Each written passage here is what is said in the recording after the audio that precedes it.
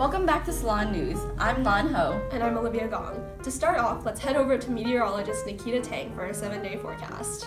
This is meteorologist Nikita Tang reporting live from Basking Ridge, New Jersey. It is currently 3:30 in the afternoon, and I will be reporting this week's 7-day forecast for you. Currently, it is sunny, as you can see, with the sun right there, shining bright on me. But tomorrow, we will be expecting a stormy Sunday with exploded flood and rain.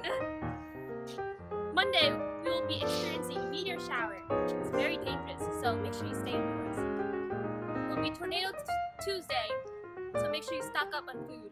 Getting more and more dangerous every single day. Whirlwind Wednesday, we'll be experiencing winds at 200 miles per hour. Thunderstorm Thursday, very scary, so be aware. And then lastly, it will be raining frogs on Friday, because the world has turned upside down already.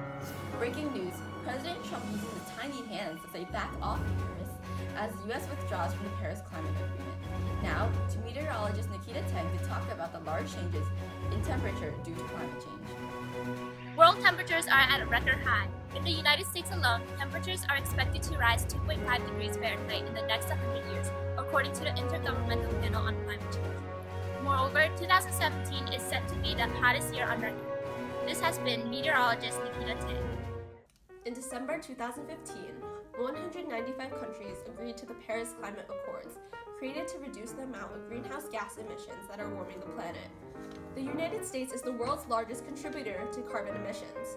Despite only making up 4% of the world's population, Americans are responsible for 1/3 of the total carbon emissions residing in the atmosphere. The United States plays a crucial role to the Paris Accords, and with its withdrawal, many other countries may decide to withdraw as well, setting back efforts to reduce carbon emissions. Up to this date, the world has been struggling to reduce emissions to limit the increase of global temperatures. Temperatures are continuing to rise, consistently breaking the record year for hottest year documented. On today's segment, we'll be focusing on climate change and the global effort to curb its effects. Scientist Audrey will warm us up with some basic facts. Thanks, Olivia. This problem not only exists, but is becoming increasingly severe because people choose to believe in politicians who are lobbied by giant corporations to forget about the negative effects of climate change. How can politicians claim to know more than the very people who study science? You all believe in Newton's 3 laws, in breathing, and seeing things, so why can't you believe in climate change? I promise, scientists are not f***ing with you. More and more carbon dioxide and other greenhouse gases are being emitted as a result of burning fossil fuels. These gases trap solar energy in our atmosphere, resulting in what we now call climate change. Here's a simplified diagram if you don't understand. As you can see, forest fires, CFCs from canned products, cars, and factories are just a few things that release greenhouse gases into the atmosphere. These gases have an enormous effect on the ozone layer, which protects the Earth from UV radiation. Moreover, greenhouse gases have large implications on our weather and cause drastic changes in the production of crops. Rising temperatures are also melting ice caps, increasing sea levels, and threatening marine and coastal life. Thank you, Audrey. Since the United States will not officially withdraw until November 4th, 2020, future administrations can choose to rejoin the Paris Accords. As for now, President Trump's withdrawal from the Paris Accords will cause climate change to remain on the government's agenda and could become a critical campaign platform. I am here with economist Stephanie Choi, who will help clarify Trump's logic in leaving the Accords. In his speech, Trump cited that the Paris Accords would cost 2.7 million American jobs by 2025 and reduce GDP by nearly $3 trillion by 2040 as sound reasons to withdraw from the agreement. Nevertheless, in his hand-picked data, Trump completely ignored the potential benefits of reduced emissions in the future. Although climate change remains a threat, it also provides countless opportunities for the future. Employment in the clean energy sector is increasing rapidly, according to the U.S. Department of Energy's January assessment.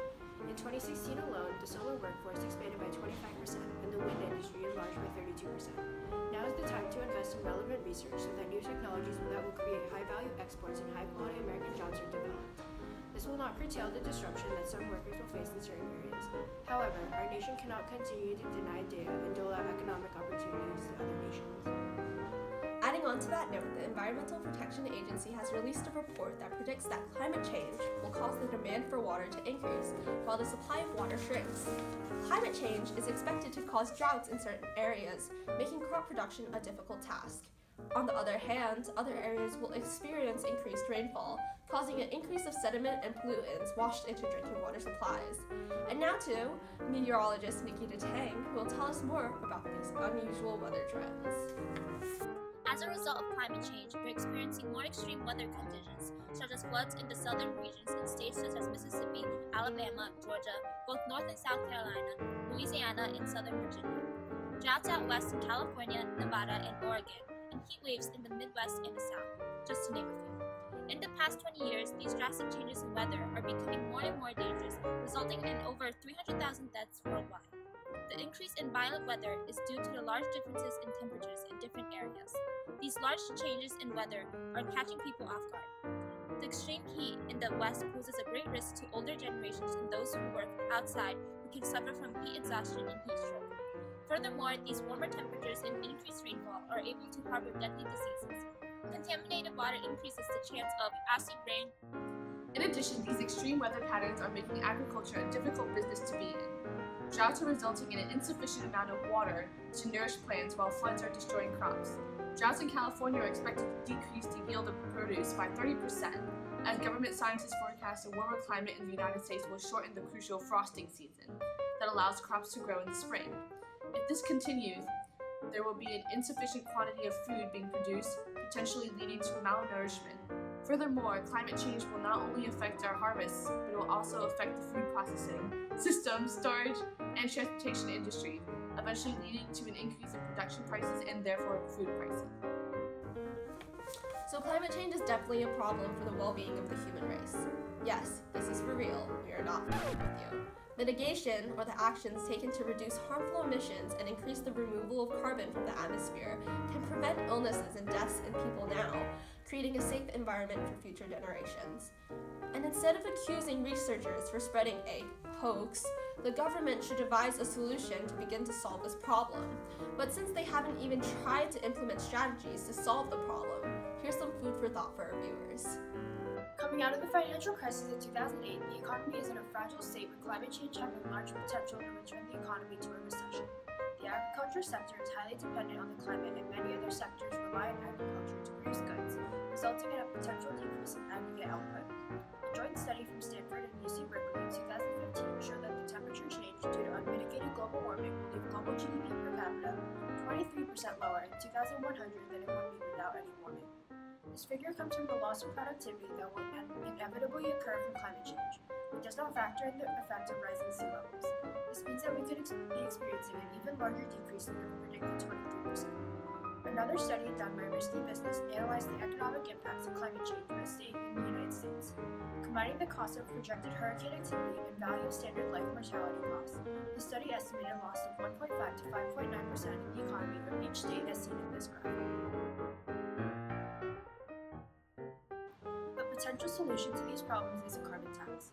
Carbon tax is a tax based on the amount of carbon that is released in the atmosphere. This carbon tax solution should be implemented by the government on corporations to reduce the amount of polluting emissions released.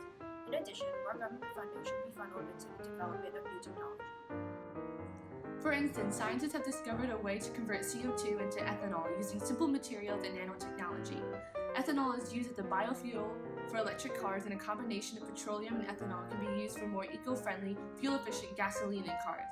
With increased funding for these projects, scientists could develop more fuel-efficient practices and save us from a petroleum crisis in the future by decreasing our dependence on fossil fuels. We as citizens have a civil responsibility to take action when we encounter a problem. The government will not do anything if the public does not act first. There are several things you can do to show your support. You can join an interest group such as 350.org, the Sierra Club, or Greenpeace. 350.org is a 501c3 group which focuses on using clean energy, reducing fossil fuels, and spreading awareness with the public. Greenpeace fights for the citizens' voice to be heard. The need has large corporations dominating the policy process. The Sierra Club was created in 1892 and works towards protecting the environment as a whole. They have also assisted in the creation of several important acts and agreements, such as the Clean Air Act and the Paris Climate Accords, both of which Trump believes are utterly useless. Take action against Trump and sign up for a newsletter or think about attending a protest in your local area. 7 states have recently banded together in the United States Climate Alliance and have pledged to follow the Paris Climate Accords by reducing emissions by 26 to 28% from 2005 levels. New Jersey is one of several states not involved in this alliance. Sign Paris My State, a petition that will be sent to each state governor to join the U.S. Climate Alliance. Consider contacting your local mayor or our governor, Chris Christie, urging him or her to enact policy that will benefit the environment and pledge to follow the Paris Accords. Remember that there are several people who represent you in the United States government. Contact your congressional representative. Go right now and email them. If you don't know who he or she is, Google your zip code and congressional representative name. Email your representative to make sure they know how important saving the planet is to you and everyone in the country. Ask for their support in Congress. Give it a few days, then call their office as a follow-up. Remember, in order to initiate change, we the people must first show that there is a problem worth solving to the government. Your voice matters too. As human activity emits more greenhouse gases, the global average surface temperature will continue to rise, driving rising sea levels and extreme weather. The effects climate change has on the food chain, economy, and ultimately, the health of human beings are at large stakes and are continuing to rise. A global problem commends for a global solution. Think not only about the present, but also the future, about the future generation, and about the future of the world. Through today's session, I hope that something was contributed to incentivize people to gather today and make the world a better place. And now, a message from our sponsor.